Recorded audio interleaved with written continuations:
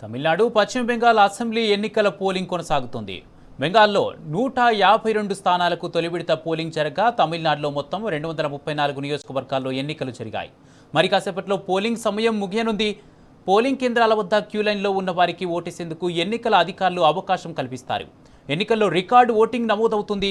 మధ్యాహ్నం 3 గంటల వరకు పశ్చిమ బెంగాల్లో 78.77% ఓటింగ్ నమోదు కాగా తమిళనాడులో 70% మంది తమ ఓటు హక్కు వినియోగించుకున్నారు.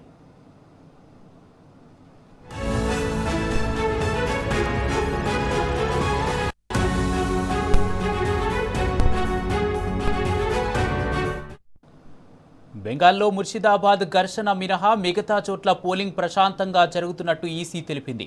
బెంగాల్లో టీఎంసీ బీజేపీ మధ్య ప్రధాన పోరు జరుగుతుండగా తమిళనాడులో డీఎంకే ఎన్డీఏ టీవీకేల మధ్య పోటీ నెలకొంది. తమిళనాడులో సమస్యాత్మక కేంద్రాలు మినహాయించి పోలింగ్ ప్రశాంతంగానే జరుగుతుందని అక్కడి అధికారులు వెల్లడించారు.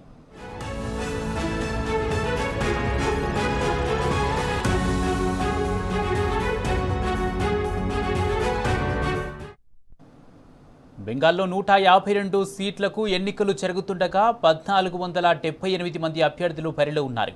మొత్తం 3.6 కోట్ల మందికి పైగా ఓటర్లు ఉన్నారు. ఇక్కడ 40,000 పోలింగ్ కేంద్రాల్లో ఓటర్లు ఓటు హక్కును వినియోగించుకుంటున్నారు. తమిళనాడులో మొత్తం 234 స్థానాల్లో ఓటింగ్ ప్రక్రియ కొనసాగుతుండగా ఇక్కడ 5.73 కోట్ల మంది ఓటర్లున్నారు. 4,223 మంది అభ్యర్థుల పోటీలో ఉన్నారు. రాష్ట్రంలోని 75,064 పోలింగ్ కేంద్రాలను ఈసీ ఏర్పాటు చేయగా 1.4 లక్షల మంది పోలీసులు భద్రతా విధులు నిర్వర్తిస్తున్నారు.